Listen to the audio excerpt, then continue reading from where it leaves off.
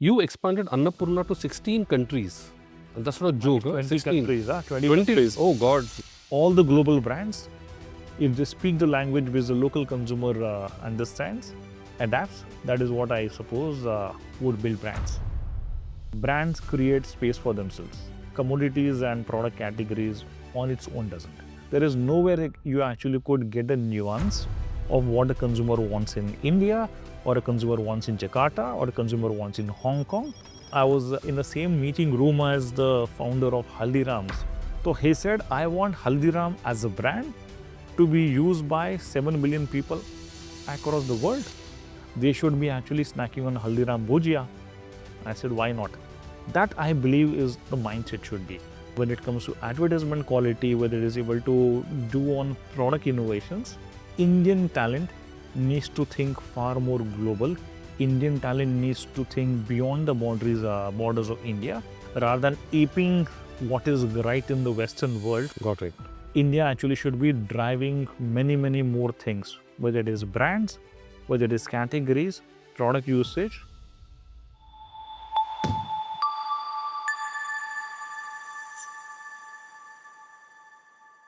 Welcome to the Commodity to Branding podcast, where we decode how ordinary products become iconic brands. Today's guest is someone who doesn't just talk about business transformation, he has done it across continents. Saket Gore. He is a rare leader who has turned loss-making operations into market leaders, scaled FMCG and personal care brands across 20 plus global markets, and created categories where none existed. From launching India's first 50 paise shampoo sachet at Unilever to building Himalaya into a face care leader, Indonesia and Bangladesh and in India, Saket knows how to turn simple, basic products into consumer-loved powerhouses. Today, he's taking brands like Annapurna and Captain Coke from Indian kitchens to global retail shelves. If you're an owner-managed business wondering how to grow, scale and brand like the big boys, this episode is your blueprint. Let's dive in with Saket Gore, the man who's built brands from scratch and made them unstoppable. Hi Saket, welcome to another episode of Commodity to Branding. Let's have fun. Ask you some questions. I'll ask you some questions that will be quite perspicacious. Okay. I want to dig deep into your experience of Okay. more than 35 years, and I want to understand, and I want my viewers also to learn from your experience. And that's the entire objective of this. Thanks, Nagessh, for having me over. Most welcome. Happy to have you. Saket, you successfully turned around loss-making businesses, right? What do you believe is the first thing that a business owner should fix? Is it the product? Is it the team? Or is it the mindset? In my opinion, mindset. A lot of business owners tend to start thinking about their products, about their team members and others. But I would say if the team, a business owner believes that his business will grow, his business would actually appeal to consumers. Once that mindset sets in, obviously business will grow. Let me give a small anecdote. I happened to be in the same room with the owners of Haldiram business, and they were actually talking about why should consumers across the world eat a pasta and a pizza, or they should have tacos, which are Mexican food. I believe that people should actually be snacking on Haldiram Bhujia all over the world. The moment you are saying people in Italy, people in UK, people in USA, Canada, Africa would actually be snacking on Haldiram Bhujia, that is a mindset. That's how businesses, in my opinion, should be built. If you allow me, I'll give another anecdote. Sure. Is Africa. Africa was a millet eating nation. Okay. They were rice eating and millet eating nation. And you had a brand from Indonesia called Indomie. It was a noodle brand, which is gone there and built a $800 million brand there. $800 million? Absolutely. Oh, wow. That's amazing. Now, that has happened over the last 25 years. And the only way I happened to meet the owners and the people who built it there, they said the only way was doing it one step at a time. They would go to schools, they would actually cook the noodles there and serve it to the children there. And that is how they converted one school at a time, one city at a time. And over the last, what I would say, 2 odd decades, it's an $800 million brand there. So they really went local and cut through the market to become a big brand out there. Absolutely. The whole mindset was, I want to grow, I will grow. And they were obviously not looking at a short-term solution. That, in my opinion, is when you said what actually sets successful institutions apart is mindset of the owner. That's quite insightful, Saket. Thank you. Saket, you helped creating the face cleansing category in India. Tell me the playbook. How do you take something in a commodity category, non-existent category, and go about creating something which is completely new, functional? How do you go about that? I'll maybe use a couple of examples to answer, and not only on face cleansing. See, face cleansing, when we started working way back in 2007, it was a product which was used as a substitute for soap, Right. especially during winter times in northern part of India. If you use a soap on the face, it would make your skin very dry, Correct. and hence consumer would actually use a face wash. It was always positioned as It was an in-between solution for absolutely. consumers. Yeah. It was called as a soap-free formula, Right. which was very functional, but there was no benefit that a consumer was getting by using this particular category. So we chose to actually speak to consumers, and consumers wanted solutions for multiple skin problems. And we, based on the Indian skin tone, we came with this whole promise of use a Himalayas purifying neem face wash with goodness of neem and turmeric. It will help you get pimple free skin. Right. That actually created the thought process that you talk about the benefit rather than the functionality of the product. And that is when long lasting brand or categories were built. Right. I'll go a step back, Nagesh, is when we were working on Clinic Plus as a brand, is where we would go and meet consumers. We would ask them about shampoo usage, and they would give multiple reasons for not using a shampoo on a day-to-day basis. But they would always say, I use a shampoo to wash my hair when I have a function. I would wash my hair with a shampoo when I have guests at home, which clearly meant that consumers wanted the end benefit. But they were giving multiple other reasons for not using it. The same thing we actually applied on face wash category or face cleansing category, where we said, do not speak about a function, speak about the end benefit. Right. So the promise of pimple-free, great-looking skin actually build a face cleansing category of India. So in your experience, Saket, do outcomes always work better than features?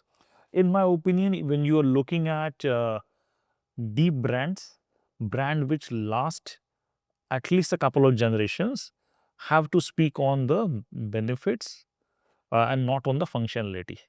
Okay. I think one of the brand which all of us might have admired is brand like Amul. Amul was a brand perhaps which was targeted for us when we were young. Maybe our parents actually used that product for the first time, that brand, and we are still buying it for our children. Right. So in my opinion, brands which are very strong, deep rooted, has to appeal to at least two generations, and that is what, in my opinion, builds categories. Right. You might, I'm sure Nagesh must have heard of this famous campaign, got milk, Got milk. Yes. got with all milk mustache. Yes. Now those were categories of drinking more milk. We started way back in Hollywood times. Hollywood actors actually participated in those campaigns. A simple thing like building or consuming milk on everyday basis. That is what that campaign did. Amul took it to one step ahead about talking about butter. It is a brand which talks about a day-to-day problem. If you have traffic jams, if you have potholes, if you have foreign dignitaries visiting, if you have Sunita Williams in the space, it actually talks about that particular event. Right. And if you actually step back, what does Amul do? Amul was a butter brand. Right. But nobody is actually talking about Amul as a butter brand. It's obviously now gone into multiple categories, but that is how brand building happens. Yeah. They have diversified so much. They've created so many value-added products. That is amazing. And the Amul, equity, brand equity straddles across all the value-added products that they have launched. Absolutely, Langesh. I was talking to some folks and they mentioned about Amul selling Kaju Katli. Kaju Katli, incidentally, as a sweet or mithai, was seen more as a Western India or a North Indian sweet.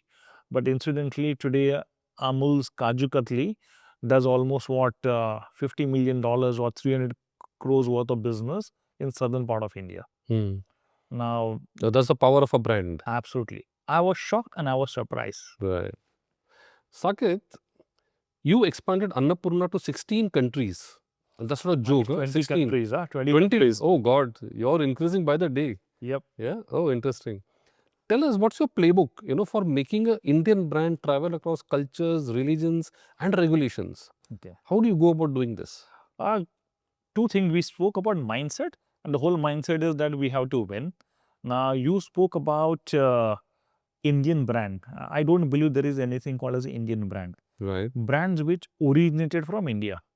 That's how I will call it. Okay. Now, for example, L'Oreal is a French brand, but today every consumer here uses that. Right. So we should not look at a brand, in my opinion, as an Indian brand. You're saying the origin doesn't matter. Doesn't matter. Okay. As long as you take, let's say, a L'Oreal to a China and you talk to a consumer there, L'Oreal has taken the brand to Indonesia, it's taken the brand to, let's say, Europe, of course, where that's where it originated. It has also taken the brand to countries in Southeast Asia. So if I understand what you're trying to allay, you're saying that create cultural relevance for that brand. Absolutely. Take the brand idea and make it culturally relevant. Absolutely. Okay, interesting. So that is where, in my opinion, consumers actually associate themselves with the brand. If gone are the days when you would say that I'm a brand from USA, buy me. I don't think so. Consumers today are willing to consider that aspect. Interesting. So be as much local by keeping the global appeal.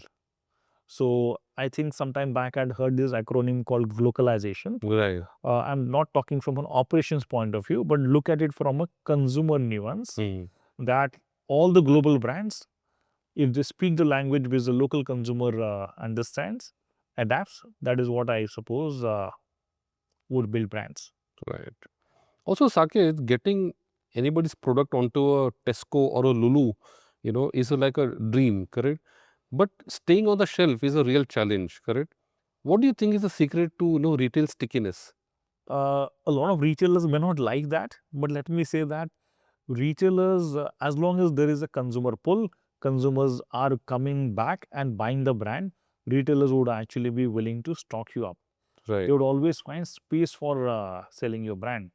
It's a great example of. So no brand is equal to no sale. Absolutely. Yeah, and no shelf space. No shelf space, because today a retailer, when you go and offer your product basket, they would say, oh, I've got 5 other brands, I don't have space for you. But I'm sure the moment the brand has got a pull, consumers are coming and asking for it, space is autonomously created. If you walk into any store in New Delhi, if you walk into any store in Kolkata, Chennai, Bangalore, the shelves are full with similar products, but still new brands are built. In my opinion, brands create space for themselves. Commodities and product categories on its own doesn't. Nice. And that's a big learning for commodity product owners, that create the brand and get the pull that you desire. I somehow, Nagessh, would want to avoid using this phrase called commodity owners. But there's nothing called commodity, it's a product category. Right. Okay, we grew up with calling, like say, rice. Rice today has got multi-billion-dollar brands. You have brands like India Gate or many other categories which actually are selling branded rice. Whereas maybe 3 decades back, it was a commodity. Correct. And consumers are willing to pay that much premium for the right quality of brand. Right. Because brand indirectly connotes quality. True. And it builds trust over time. Absolutely. Yep. Okay, Saket, another one important question from a Himalaya experience of yours, right? You led Himalaya's clean and green movement, right? Long before it was a trend. Yep. Correct. Why should a commodity brand owner care about sustainability, clean labeling, and things like that, which a lot of consumers and a lot of people in the industry also says fluff? Why should commodity product owners sort of even look at this aspect? Let me answer the question in let me delayer it per. See, 2 things you mentioned, that whether consumers are willing to, or are consumers really bothered. Second is, why should, let's say, business owners really need to think about it. Now, consumers as well as business owners are a part of this particular environment, which is all of us stay on this earth. We need to care about the planet. If that is the belief, is then business owners actually need to start thinking about how could we actually look at sustainability in a way where it actually doesn't add a lot of cost. Reason consumers actually don't want to adapt to a sustainable, eco-friendly product is because either the quality is compromised or the cost is obnoxiously high. Right. Whereas my earlier point I mentioned about a country called South Korea. In South Korea, you have now apps where consumer actually can scan the back label of a product, and it automatically pulls out things in this particular product which are not eco-friendly, and consumers are willing to Let go. let go. Okay. And I have seen this personally. But is that also a function of consumer maturity, Saket, somewhere? But it will never happen overnight. Right. It will never happen overnight. There will always be the early adapters. And I would say those early adaptation has happened not only in the developed world, but even in the developing world. Okay. Okay. There has to be a moment. Things like you cannot always wait for multinationals or the larger organizations to drive that particular change. If every person in the industry decides to bring that particular change, the whole industry will actually change for that. So, Saket, you keep shifting between Singapore and India, correct? Yes. You are exposed to both the cultures, right? Yes. Singapore is very tech savvy, very forward, future looking. You know India, right? Do you pick up trends, early nuances, early signals that this trend of sustainability, worried about the environment, clean labeling, is that picking up in India? I would say that I find you spoke about Singapore and India. Singapore is an advanced and developed nation.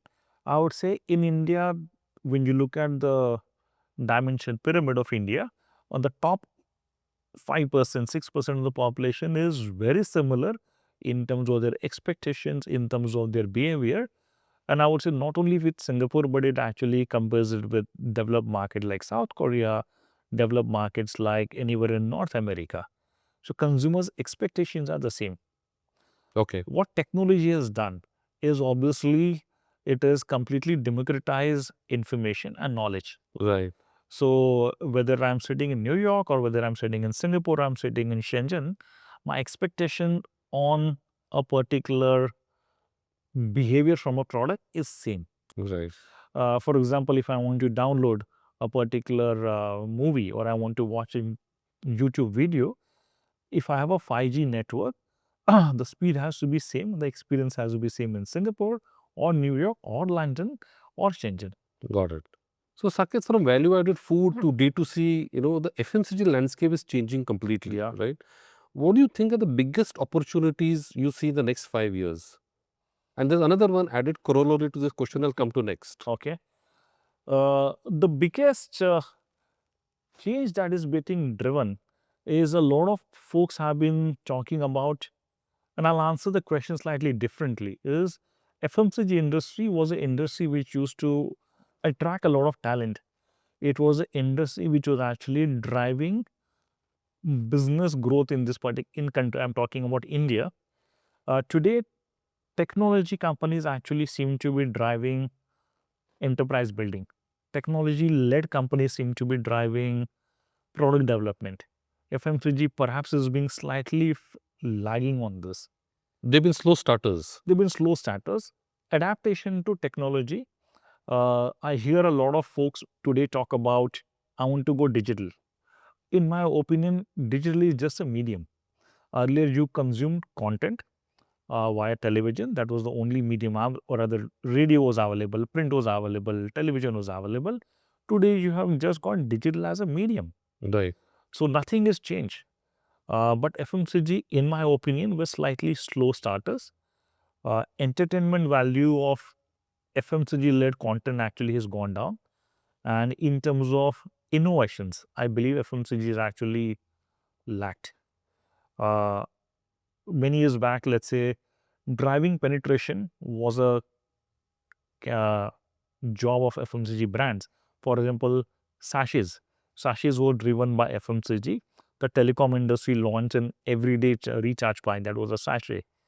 Perhaps that was the last innovation that the industry saw. But when you look at household care, in household care today, when I go look at countries like comparable countries like to India, like Thailand, or go to Indonesia and Southeast Asia, or you go towards China. China is far ahead. But you look at hot, humid weather conditions, you need fragrance. You always need to feel fresh. I don't see that happening in this part of the world. Consumer adaptation is low. We have China had a lot of polluted cities. The air purifying industry of China actually moved at a much rapid pace. Uh, Technology adaptation in China is at many leagues ahead of India. And I'm not doing a China versus India talk here. I'm talking from consumer adaptation point of view. Right. Or because of the hot, humid weather, you got almost 350 days of hot, humid weather across India. Fragrance categories, let's say fragrances to mask body odor or other odors, India is still relying on deodorants, whereas the other world is actually upgraded to everyday use of fragrances. Right. In fact, the perfume category in India is still very nascent. It's still a long way to go. Absolutely. Yeah. Absolutely. And let's say the deodorant category, where the consumption talk is still about, we still don't have brand which are targeted for women. All the deodorant category seems to be talking about targeting men. And the So women. there are brands that talk to women. There is Spins, there's Eva, there are a few brands that But you actually, when I actually look at 10 advertisement, 8 would be actually targeting men. yeah, true. Cricket. Cricket actually has done a fantastic job. Sorry, IPL has done a fantastic job. Where today, when you watch cricket matches, you see there are at least 30-35% of the spectators are women, young girls. Correct. That is something which English Premier League did many years back. That is something which FMCG actually is being lacking. For example, men's category, FMCG has not been able to drive a single men's category barring deodorant or shaving products. Right. For example, body care categories, you have hairstyling products, or you were looking at beyond shaving products. I don't see any FMCG company talking to men. Right. In fact, a lot of D2C brands are addressing that unmet gap there. As a corollary to what I asked you, Saket, do you believe that transnational, multinational business houses are going to survive in the long run? We have 3 or 4 big transnational multinationals that are in India who are ruling the roost. Okay. Do you think their hegemony, their legacy and their leadership will continue as it was? It's a good question, Nagessh, and you'll get me into a lot more trouble if by wanting an answer for that. I want a frank opinion, Saket. Okay. In my opinion, the way multinationals have behaved in the past, if they continue to function the same way, they would continue to lose revenue growth. They would continue to lose, I would not say relevance, because they have strong brands, but the share of growth actually be taken away by other players. Let me give a couple of examples. A lot of skincare brands in India have all been actually developed, formulated in the Western world. And what I meant by Western world is a lot of these companies originated from Europe or USA. Yes. Now, all of them actually fall in the northern hemisphere. And the northern hemisphere is a cold hemisphere. So, all these brands actually are moisturizing led products. Whereas when you look And for a different skin type. absolutely, the skin tones are different. Whereas when you look at India or this part of the world, it's a hot, humid weather. So, I always kept saying that multinationals started their business in northern hemisphere, developed products for northern hemisphere, and now selling for southern hemisphere consumers. Consumers here are no longer wanting these products. So you mentioned about, try to create relevance. Yes. Try to go as local as possible. This is one example of that. So are you trying to allude that a lot of these transnational multinationals are not localizing their product mix to cater to the Indian audience? So let's look at, Nagessh, what happened over the last decade and a half is there is whole organization setup which has come about, calling it the matrix structure, where the brand owner perhaps is sitting somewhere in Europe or in USA, and he or she is actually trying to drive down the growth of brands. Now, sitting in, let's say, New York or sitting in London, or forget London, even sitting in Dubai, there is nowhere you actually could get a nuance of what a consumer wants in India, or a consumer wants in Jakarta, or a consumer wants in Hong Kong. And hence, multinationals, let's say in the 80s and 90s, did very well. You look at Unilever, it did spectacularly well Right. because these organizations worked They were independently. Indian managers looking at Indian consumers, Absolutely. looking at Indian data and driving innovations. Absolutely. Right. What happened over the years is that whole organization setup actually shifted from what is good for Indian consumers, was understood in India. That particular mindset has changed. It has become a lot more, I loosely call it the Excel way of managing structure. Instead of leading, it has become managing. And hence, if organizations don't change, organizations don't go back to a different model, in my opinion, the next couple of decades is going to be tough for multinationals. Right. You're sitting in India, I look at markets like Bangladesh, I look at markets like China. A lot of those northern hemisphere multinationals are struggling. Saket, you build teams that have outlived product cycles, right? Yeah. What advice would you give for commodity founders, commodity product founders who want to hand over their business to the next generation? A lot of times, successful businesses which were started, let's say in 80s and 90s, I believe they are ready to hand it over to the next generation.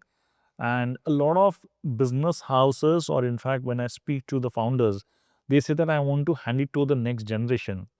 And my question to them is, what is it that you want to hand over? If you wish to hand over a business, the next generation is just going to not accept it wholeheartedly.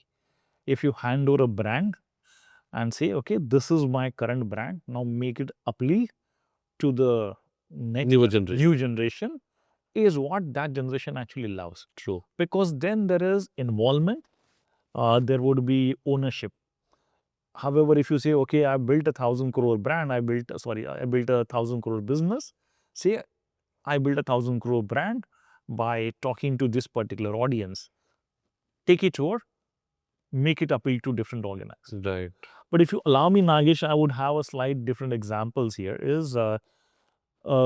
You might have seen me speak a lot about Southeast Asia. From Asia, I see a lot of multinationals or Indian origin companies, let me say Indian origin brands, satisfied with growing in India because, of course, India is a large market, 1.4 billion people, or they dwell into Middle East.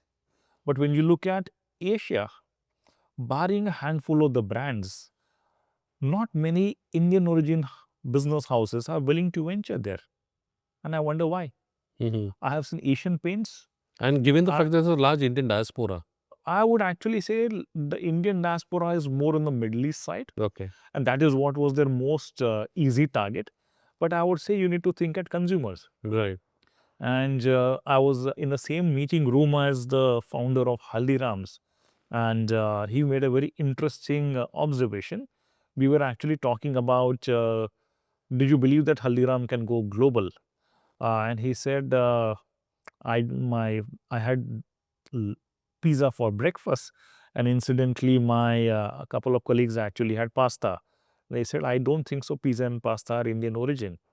He said, if Italians were able to influence me, an Indian, and Mexicans are able to make me use tacos, then why should my bhel puri and pani puri not go and start appealing to Italians Right. consumers? Why not?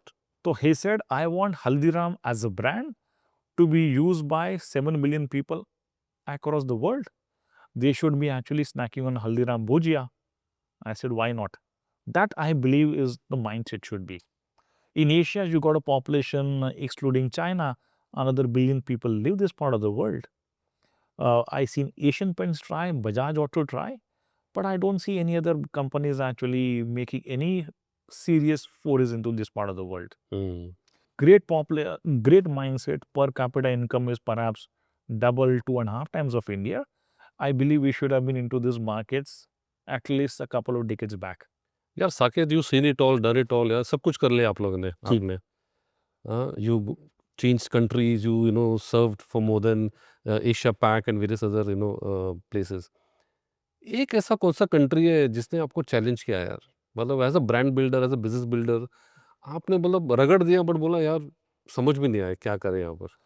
Nagesh, मैं ये कहूँगा कि हर market अलग ही है। मतलब every time we used to feel that चलो यार यहाँ पर हमने सीख लिया, सेकंड कंट्री में जाके कट पेस्ट करते हैं और फटाफट सक्सेस आएगा। तो you will be surprise that Bangladesh which is close to India, right. जो इंडिया का लर्निंग हो बांग्लादेश में भी एप्लीकेबल नहीं हुआ। नहीं हुआ? नहीं हुआ, एब्सोल्युटली नहीं हुआ। अच्छा। Simple example there is Bangladesh में women participation in workforce is far higher than India. Oh, okay. So जब women actually work more, women earn more. That's because of the garment industry. Their consumption patterns are very completely different, yes. different. So they actually spend money on themselves also as well as family. Okay. Whereas एक country है Indonesia, I think I spoke mentioned that a few times, where Indonesians have skin tone which is similar to India. Thailand, which is next door, I'm answering that question, where the brightening industry is perhaps the largest in this part of the world. So you Okay. wonder that Thailand's skin tone is very different, but वहाँ पर जो brightening industry is far ahead, whereas Indonesia, where the skin tone is slightly darker, वहाँ पे brightening industry उतनी बड़ी नहीं है. Okay. And if you ask why, but that is how the cultural nuances. So cut paste करने गए कि what ever हम लोग ने इंडिया में काम किया था मेनी ईयर्स बैक, बांग्लादेश में एक्सेप्टेबल होगा तो वैसे हुआ नहीं। थाईलैंड में हुआ क्या? हुआ नहीं। इंडोनेशिया में हुआ कि हुआ नहीं। तो Okay. चाइना और साउथ कोरिया तो बहुत दूर की बात है। सो मेरा तो यही लर्निंग रहा है दैट कभी भी अगर आपको लगता है कि यहाँ पर मैंने यार ये फॉर्मूला था और ये एक्शन से मैं सक्सीड हुआ, don't go with that mindset. So what works in one market need not be replicated or can't be replicated. You need to find local relevance and local attitudinal behaviors. आप India में होता है ना जो southern part, not even southern part of India, जो तमिलनाडु का जो learning है वो आंध्रा में और तेलंगाना में एप्लीकेबल नहीं होता है। Right. So there is no reason India और इंडोनेशिया में सेम होगा। Okay. बट कंज्यूमर एक ही चीज जो कॉमन रहती है Nagesh, which is consumer expectations on good quality product, great value product doesn't change. मतलब आप नॉर्थ अमेरिका में भी जाओ, कनाडा में भी जाओ, been to Africa, people like good quality products. I'm not talking about premium products, good quality products, consumers come back. So Saket, last question. Tell me what drives you now, and what kind of business founders do you want to work with as you get into the next phase of your life? I would say that when founders are hungry to succeed, okay, if the hunger is there to actually conquer the world, that is what drives me. If you're looking at only a sustenance job, if you're only looking saying, okay, मैंने business खड़ा किया है, keep growing at 10% per annum, perhaps that is not something which personally interests me. Right. Is that wrong? I don't say that is wrong. Or some founders basically want to chase profitability, saying that we are have this particular gross margins. Can you work on actually doubling the gross margins? Those I would say are very not areas which interest me personally. I'm sure all business owners have those particular challenges, Sure. but growth mindset, doing newer stuff is what interests me a lot. That's great. And I wish you all the best for that, Saket. So a couple of things that I took out, and that's a learning for my viewers also here, is that what you mentioned was that no brand is equal to no space on the shelf, right? Yes. Invest in brand building. That was one key takeout for me. Lead innovation, but don't manage. Okay. Right. That's the second thing that you said. The other thing you mentioned about the fact was that you need to be locally relevant, Okay. right? Drive cultural relevance. That's the most important thing. And the last big takeout for me was that a brand knows no borders. A brand idea knows no borders, right? A brand idea can travel across continents, across cultures, but you need to adapt to local nuances. Correct. Is my understanding right? Is there anything else you want to add? I don't think so, Nagesh. I need to add anything more or summarize. My only suggestion to you or whoever your friends are is India's got great talent. I have seen very few countries actually develop fantastic content. Uh, what India has actually been able to create when it comes to advertisement quality, whether it is able to do on product innovations. I believe Indian talent needs to think far more global. Indian talent needs to think beyond the borders of India, willing to take more risk. Uh, Unfortunately, a lot more money is flowing into new age brands, and they are burning money.